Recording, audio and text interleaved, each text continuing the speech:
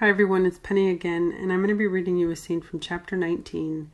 I really don't feel like this scene requires much of an introduction, so I'm going to go ahead and just start reading it.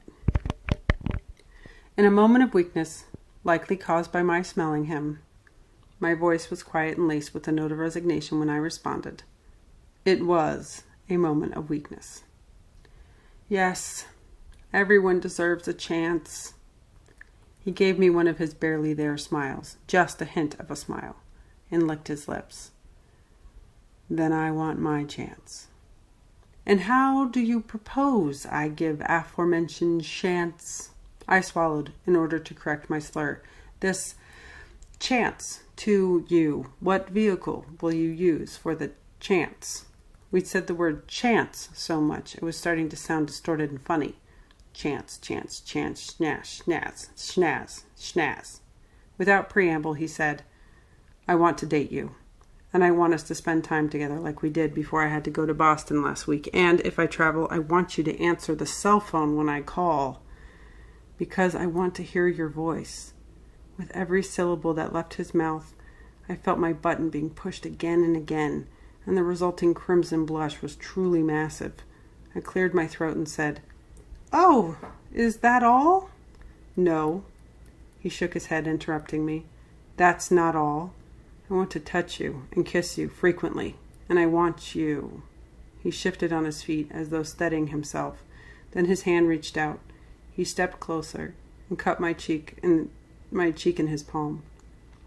I want you to touch me. Gah, his words. Smash, smash, smash!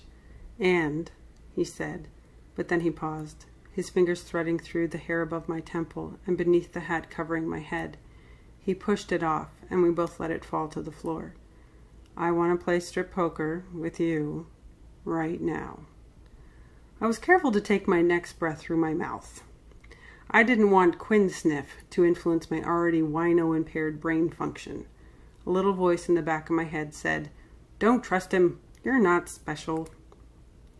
Not special at all. You're weird and awkward and big-headed Neanderthal freak with Medusa hair.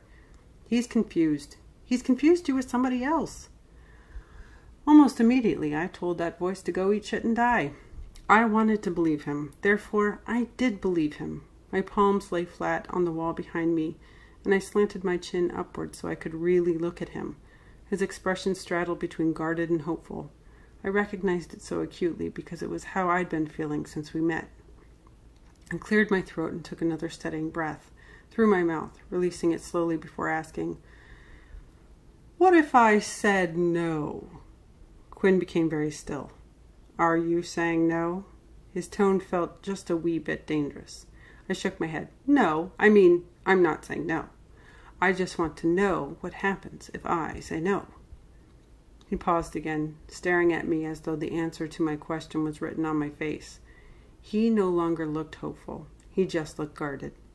Silence stretched for almost a full minute, and we stood there, watching each other. Then he blinked suddenly, and an expression resembling dawning comprehension made his eyes flash. Janie... Quinn shifted away. His hand fell from my hair. His countenance darkened. You're not going to lose your job. I twisted my mouth to the side and made sloppy work of crossing my arms over my chest. You won't be upset? Yes, I'll be upset. He cleared his throat, looking away briefly, then met my gaze again. I'll be disappointed. He said the word disappointed very carefully, measured, like it was meant to be 4 words in one. But I'm not going to disadvantage my company because you don't... He lifted his hands between us, then rested them on his hips. Because you're not interested. I surveyed him for a moment, then asked, Would it be the same job that I have now, or would it be something else? His jaw ticked. The same job. I nodded absent-mindedly, even though he was looking increasingly reserved and upset. I found my nerves had calmed significantly. I took a step forward and shrugged out of the jacket. Would we be friends, or just Mr. Sullivan and Ms. Morris? Could we still hang out? He let out a deep sigh, and I didn't like the hard expression setting his mouth in a firm, unhappy line, or the way his usually fiery eyes were growing cold and distant. Listen, he said it slowly, like a rumbly growl.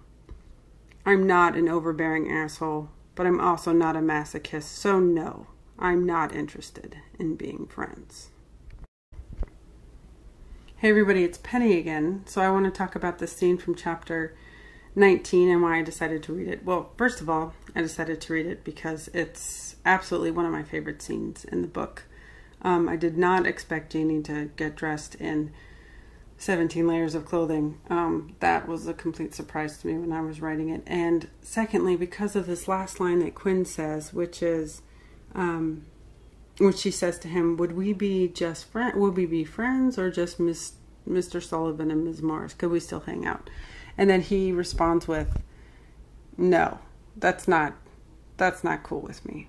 I guess I wasn't expecting that to be his answer either. And to me, after this scene, I felt like this mysterious character of Quinn, who I didn't really get prior to this point, he kind of made himself known, which is that, you know, listen, I want you.